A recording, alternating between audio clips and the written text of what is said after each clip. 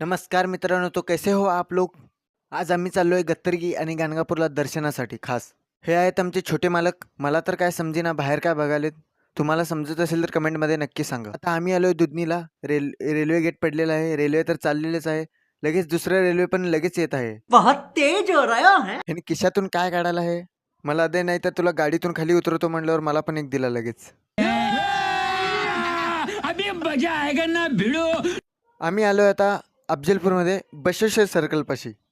Finally आम्ही आलोच गत्तरगी भागमताईच्या मंदिरापाशी. दर्शन करून बाहेर आलो आम्ही आता. बघू शकता गत्तरगी भागमताईचं रेखाटलेलं चित्र असलेलं. साईडला एक फंक्शन चालू होतं मंदिरामध्ये. तिथं आपले दिसले गणपती बाप्पा. गणपती बाप्पा मोरया. हे आहेत आम्ही तिघं भाऊ, विष्णू, विजय आणि मी.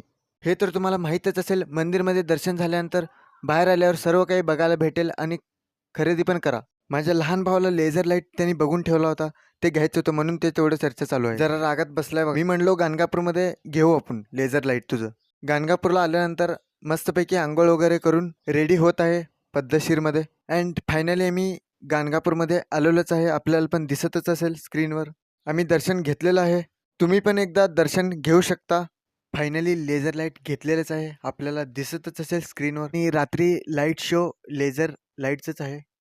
चला भेटूया नेक्स्ट ब्लॉगमध्ये. ब्लॉग पाहत राहा, चॅनलला सबस्क्राईब करा. धन्यवाद.